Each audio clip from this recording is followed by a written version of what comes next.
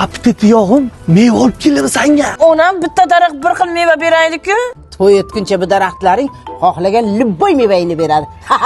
Aka, bir shokolad yo'qmi? Tamojni ushlab qoldi-ku. Shirin, shokolad olib keldim. Hormanglar yigitlar. Chiroq pog osilib qoldi-yu. Shirin. Telefon olib keldim senga. Kalta kalxat. Dushman chegarada. Qabul.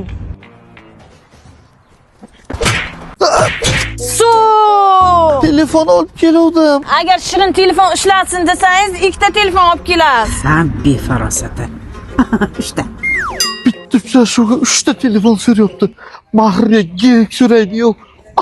Ayol kishining lotereyasiga 2 marta yutuq chiqadi atiga. Birinchisi uchrashuvga chiqqanda, ikkinchisi raddomdaligida. 3 kundan beri suv qo'shaman ko'pirmaydi bu. Qolmaganda? Kraska bilan shampun zakaz qilaylik ertaga to'y. Hozir magazindan olib chiqaman. To'xta, tekin dasturchiga ayt.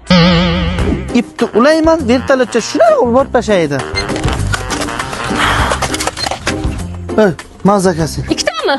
2 korobka. Akring qani? U kraskan udarki bu. Yaxsini bering degandim, shuni berib Onani shu iklerdan bo'yasangiz sochlaringiz gapiraveradi. Mana shu shampunga boshini yuvsang bo'ladi lekin. Sochni bo'yab to'yga jil qilib bizga boja topib keling-da. Mana bu oppoq sochlaringiz to'liq yopadi va ancha vaqt turadi. Keyingi to'yga yana bir partiya jo'natasizda. Bo'l, tamom. Shiringa farq etmas, rasot kerak ekan-ku. Erta uchrashuvga chiqadimi endi? Uchrashuvga bormaydi. Uylanib olay, o'zim bilaman. Bugun Shukrona kunimidi. Qizimni jo'natasizmi dedim. O endi 3 yil bo'lib borganiga. Vaqtiga qiynagandan keyin ana shunaqa bo'ladi.